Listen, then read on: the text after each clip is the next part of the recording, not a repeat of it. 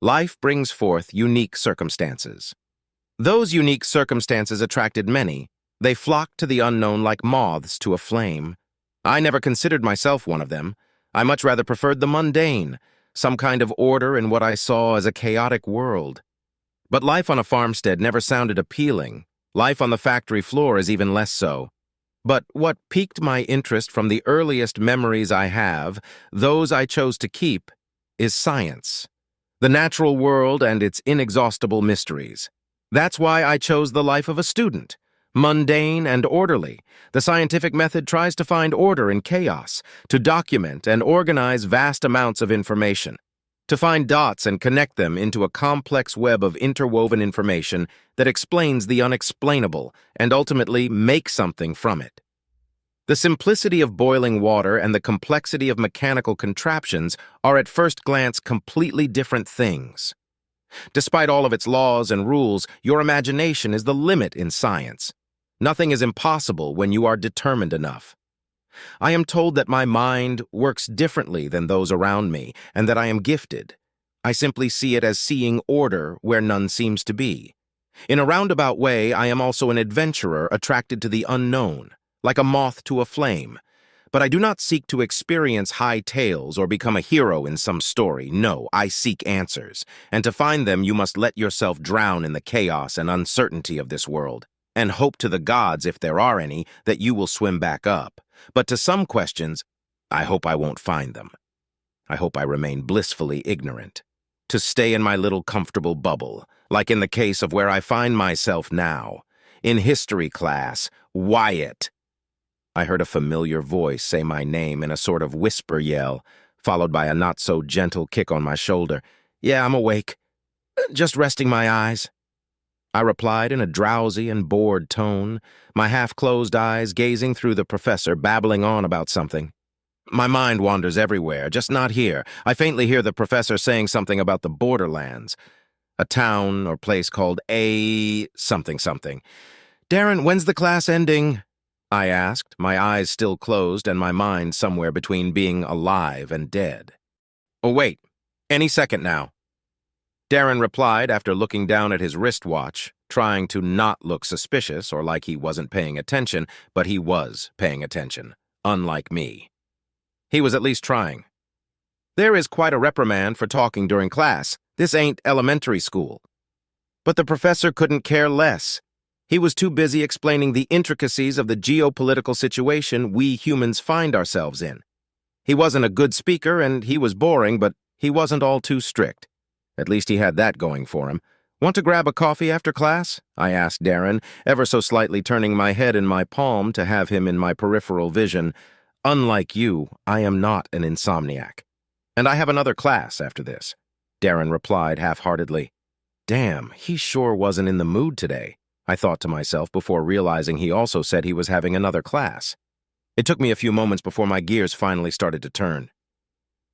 Why are you attending magical sciences? I asked him, opening my eyes fully to look at him. He was not amused.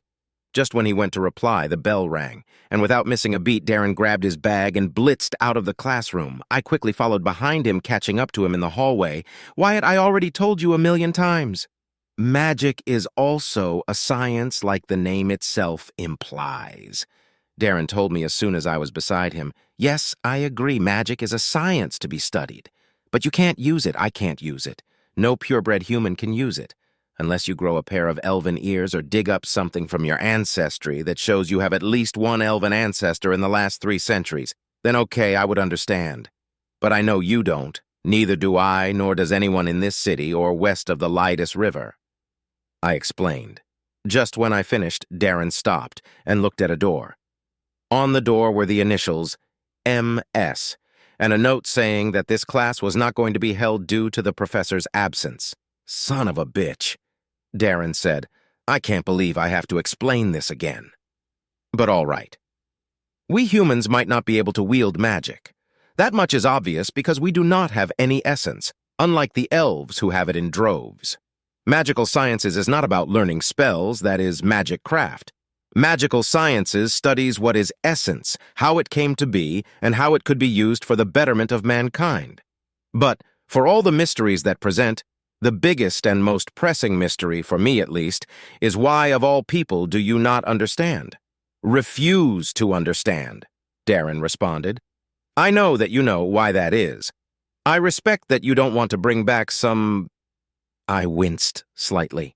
Bad memories? I know that you know that I know about all of that. Listen, I don't like the elves as much as the next guy, but for yourself, Wyatt, just let it go. Magic doesn't automatically mean it is elf-specific. Other beings have essence other than elves. Just quit being irrational. At least let me study what I want. I don't criticize your love of physics and maths as much as I hate both, Darren said, this time in a more empathetic tone. I understood him. I was being irrational. I just couldn't help but somehow associate those blurry images in my mind with magic. Trauma finds excuses, I guess. Then, if you wouldn't like coffee... How about an enchanted coffee? I asked Darren. He gave a short laugh and patted me on my back. Make it a whiskey you're paying. Can't juggle classes and your annoying ass all day without compensation, Darren said as he began walking. Fair enough. Wouldn't want you to grow elf ears because of some enchanted coffee, I said.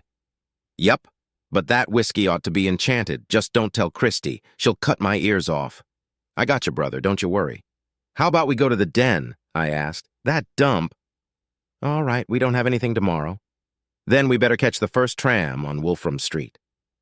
I patted his back as we made our way to exit the university and spend our stipend wisely. We sat down in the den in all of its tobacco and alcohol-filled glory. We always considered ourselves outsiders here. Two students from a prestigious university with free housing and a hefty stipend in a bar frequented by city folk and factory workers. But I managed to fit in somewhat. Being from the countryside and having a not-so-fortunate upbringing gave me something to relate with the other guests. Darren, on the other hand, was a Weezer old guard. Well, his family was. Hailing from the old city, the son of a minor noble. Now his family is in the business of factory production and the fledgling rail industry. But be it for a tired factory worker coming back from his shift, or for a student coming from a stressful day of studies, the den is the place to be for a drink to calm those nerves. Once we ordered our drinks, 2 whiskeys, Darren began after a small sip of his drink. Listen, man, sorry for being a bit grumpy today. Had a damn long day and a few issues. But that still doesn't invalidate what I said. You can be a bit irrational sometimes when it comes to some things, especially in regards to magic. I understand your aversion, but it doesn't hurt to dig into it a little. I thought for a moment before replying, Tai, is it Christy? I asked. I really don't want to talk about it now. I understand. Better not to pry into things. About that.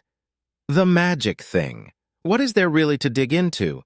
Yeah, I understand the question of understanding the root of where magic comes from and answering certain questions that are connected to it. The realm of magic is something that is not entirely natural. It is supernatural. The laws of the universe as we know them would not permit magic to exist. It defies logic. One cannot create something from nothing. You cannot physically manifest a fireball. You cannot defy gravity and fly without propulsion. Magic is something that is out of my reach, and there exist people such as yourself who are much more well-suited to research such topics than I am. I presented my argument. Well, more of an excuse. Darren looked at me, taking another swig of his whiskey. Say, for example, you went back in time with, I don't know, a train. No, something smaller, a gramophone. And if you were to show it to one of our ancestors 300 or 400 years ago, a device that can play sound that was previously recorded, they would think that you were a mage or some sort of artificer who imbued a physical object with essence. But both of us know that isn't the case. Any sufficiently advanced technology is indistinguishable from magic. We had no way to explain the movement of the stars, why it rained, why things go down instead of up when you dropped them. The most basic questions every child would know today stumped the greatest minds of yesterday. We are those great minds that are stumped by questions that will be common knowledge in a century, and that question, for me at least, is the root if all essence. Darren replied, You are right, but ultimately you can only work with theory. Magic might be like mathematics. You have a problem which you have to solve. You can find some answer to X, but you can never truly prove it because you'll need empirical evidence. You'll need to test your theory, but no mages are lining up to volunteer for your experiments. On a human level, the most magical thing we have is a gramophone, and the old elven grimoires only teach so much. I would guess that they only teach technique, spells, and incantations. For the elves, magic is a tool to be used, a tool that they take for granted. They don't need to know every minuscule detail of the spell to cast it. They don't need to know exactly how it works in order for it to work. Don't get me started on the genetic parts of it. Essence is hereditary. Halflings taught us that much. I said, I agree. We can have all the papers we want, but they mean nothing if we can't put any of it into practice. Magic is supernatural. It defies physics as we know it, as you've said yourself. But it exists. Hence, there must be an answer explaining how it works. I don't know, really. Darren took another sip and massaged his temples. I thought about changing the topic because I saw however much love he had for the subject. He had enough of other subjects crammed into his head for today. I felt the same. But, yeah, supernatural. Supernatural. Darren, do you know Professor Chrysler? I asked him. He looked up at me and shook his head. He's an old physics professor who's retired. I had a few classes with him a while back. Fascinating guy. He knows what he's talking about. I struck up a conversation with him once after class, and he told me of a new emerging field of physics. The study of matter and energy at the most fundamental level. It's called quantum physics. Or mechanics. Can't remember. I don't know much about the topic, but he did mention some things that they observed in there, mostly pertaining to light, wherein light acts as both a particle and a wave at the same time. It is simply unexplainable, by our current knowledge of physics at least. I recalled the exchange I had with Professor Chrysler. Somehow, it seems magic might have something to do with this. Interesting. Darren took a swig of his whiskey, finishing it. Quantum. What do you call it? It might as well be the key to understanding the fundamental principles of magic. But we have some time until that happens. In the meantime, I'll have another whiskey, Darren replied. I took a hearty swig of my own drink, finishing it. I'll have another as well. Let's change the topic. Enough school for today. It's all a bit of a blur, instead of stopping when we should. Well, we continued to the point where all I remember was that I didn't have to tell Darren's girl anything. That woman has a wicked intuition, and she found us. I don't know whether I should be jealous or thankful I don't have the same problem as him. But the more pressing issue was the resounding headache I faced once I woke up in my apartment the next morning. I was still half-dressed when I woke up in my bed. After I got up, I tried my best to freshen up by washing my face with cold water. I thought it would jog up my memory so I could remember what the hell happened last evening, but alas, it didn't work. The next thing I checked was my pockets. I still had my money. Less than I previously remembered, but I had it. I had 57 guilders and 13 crowns. I started counting the coins and paper money while sitting on my bed. 35 guilders and 10 crowns? Shit. I spent 22 guilders and 3 crowns on booze. A model student of Weiser Polytechnic, if I do say so myself, and they said being good at mathematics meant you're good with finances. A lie. At least I can count my losses. I crashed onto my bed again, eager to sleep off the hangover, but my attempt at that was cruelly interrupted by a knock at my door. I opened my eyes and went through the possibilities. It could be Darren trying to ascertain what the hell happened last night. It could be Christy, eager to kick my ass for drinking her boyfriend half to death. He did agree to it. Or the local militia ready to arrest me for drunken misbehavior the previous night. Or all of the above. Who knows? I wasn't ready to play this game of chances, but my hand was forced. I got up, took a deep breath, and walked slowly to the door, then opened it.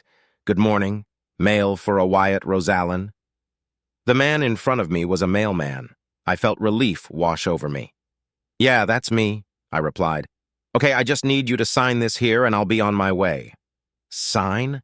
That feeling of relief quickly turned into a bottomless pit in my stomach. I audibly gulped. All right, I said, grabbing the pen from the mailman and signing a paper with a bunch of text that I didn't even have time to read. I didn't even think of it in the moment. After signing, the mailman handed me an envelope. It had a government stamp. That's it. Have a good day, Mr. Rose Allen. The mailman tipped his hat and left. You too. I looked down at the envelope, thinking through what it could be. I closed the door and went to have a seat on a chair next to a window overlooking the street below. I could hear the morning chatter of pedestrians and the beating of hooves against the pavement. I simply tried to clear my mind before opening it. It couldn't be from Weiser Polytechnic. I know what their stamp looks like. Thankfully, it isn't from Weiser Polytechnic. That would mean they found out about my shenanigans last night. And that would mean they are kicking me out. But neither that would make any sense. I heard much worse stories from other students, and they are still attending. Being drunk for one night is not an expellable offense. I'm a goddamn adult. But a government stamp? It is something entirely unrelated. And it could be something 1,000 times worse. Or it could be nothing.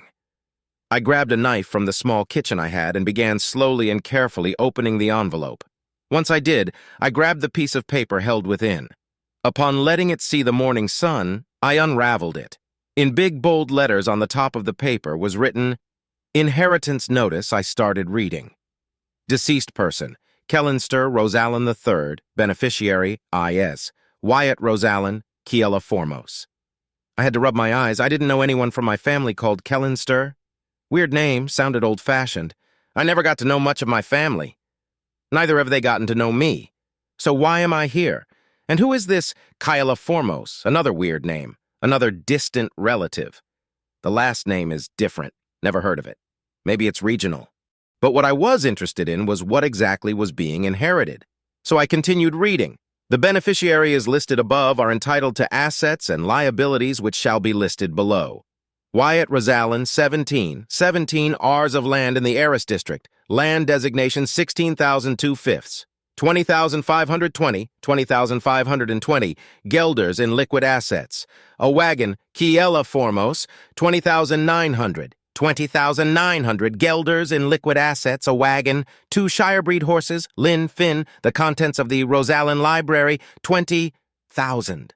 I slowly said under my breath. I never knew I had any distant relatives, let alone that they were absolutely loaded. 17 Rs of land is also quite a significant amount. And in the Aris district of all places, I heard of the Acer district a bunch, but I didn't know much about it save for some common knowledge. Then my brain went back to the history class of yesterday. Acer was a minor trade hub in what we today call the borderlands, just beyond the Lytus River to the east. It was a settlement inhabited by both humans and elves, with a small but transient population of other races at its peak roughly 250 years ago. The border region, which is named after it today, lies between the Confederation of Human Republics and Kingdoms and the Elven lands. Depopulated and destitute, a husk of its former self. The Aesir district today is the only region inhabited by a small number of elves and humans under de facto human control. I put the piece of paper down on the table and stared at the ceiling. Is this some sort of dream, a prank, a scam? The stamp looked legit, the same with the paper. Did the government take the money and can I just pick it up in a bank? Do I have to go to Aesir to retrieve it? Well, there were other things I needed to do, but then again, Kiella also got over 20,000, even more than me. And the Rosalyn Library? I was too hungover to think over those things. Too much. What I needed was a map and a confirmation that this was legit. I washed myself properly this time, got dressed fully, and left my apartment with an envelope in hand. My first stop was the local government office. I thought maybe someone could check the validity of the stamp just in case. I got onto a tram and was making my way to the office when I passed the bank. I decided to exit the tram right there and go check how much I had. I entered the bank and waited in line for a few minutes. Thankfully, there was not a lot of traffic this morning. Good morning, I need to check the balance of my account. Wyatt Rosalyn, I said. I could see the female clerk seemed to be taken aback a bit upon seeing me. I figured it probably wasn't love at first sight, but rather the fact I looked like a frantic and disheveled hungover drunk, which I was in every sense of the word. Of course, sir. I'll just need your documents and identification, she asked politely. I handed over the things she asked, and she disappeared in the back for a few minutes. She returned with a few pieces of paper. Mr. Rosalyn, your current balance is 20,523 guilders and 56 crowns. She smiled politely. I, on the other hand, was slack-jawed for a few moments. Holy shit, it's not a scam. And God's bless our quick bureaucracy. What's the limit of withdrawal? How much can I withdraw at once? I asked sheepishly, swinging my head around and looking at the other clients. I was nervous. That would be 1,000 guilders every week, Mr. Rosallen. I'd like to withdraw that amount, 1,000, if that is possible. Of course, Mr. Rosallen, give me a few moments. She smiled politely before going to some back room. She was gone for maybe 5 minutes tops. But it felt like she was gone for hours. I nervously shook my leg in place. I felt sick. I didn't know whether it was from the hangover or from the simple fact that I now had access to more money than I ever had. Both, probably. She finally came back with a stack of 2050 Gelder notes. She quickly counted the amount and placed it on the table. Here you go, sir. I just need you to sign this paper here. Any withdrawal higher than 500 Gelders needs a signature. She presented me with the paper, which I signed without hesitation. Thank your The woman started, but I grabbed the money and left as quickly as possible from the bank. Mighty impolite from me, but I had other matters I had to attend to. My next stop, then, was the Weser Polytechnic Library. A local library would suffice, but I had instant access to the WP library due to me being a student there. After another quick tram trip, I was there. The first thing I asked for was for latest map of the human realms. I was given instructions on where to look, and I began my search, row after row of books about geography. In the middle of my search, I heard a familiar voice. Wyatt? I turned around and saw the familiar sight of blonde hair and cold blue eyes. Lo and behold, it was Christina. Christy, I can explain everything. I sincerely apologize for making Darren drunk. It won't happen again. Anyway, how's Darren holding up? She gave me a look of pity and disgust. Wyatt, you look like shit. And Darren is fine, he's hungover. But you really should go home. You look like you've seen a ghost. What are you doing in the library? She asked me. At first, it looked like she would give me hell for last night. Darren got the short end of the stick for sure, but I wasn't immune. But it seemed like the state in which I was warranted some sympathy. So it was really bad. Listen, Christina, I had a few things happen this morning. Nothing bad per se, but significant. And I will probably be out of town for a day, maybe 2. So you can tell Darren I'm doing just great. And I'll be back in a few days. I'll explain everything. I told her while simultaneously flipping through a geography book. Wyatt? I don't know what happened. I still have a bone to pick with you, too. But I'll leave it for another time. I'll tell Darren you're fine. I'll leave you to it, whatever you're searching for. I have an anatomy class soon. She told me. I stopped flipping through the book for a second. On a weekend? I asked, slightly disturbed. On a weekend. Good luck on your trip. Be safe. Thanks. I looked back into the book. I found it. Oh, and yeah. Christy? She turned back around.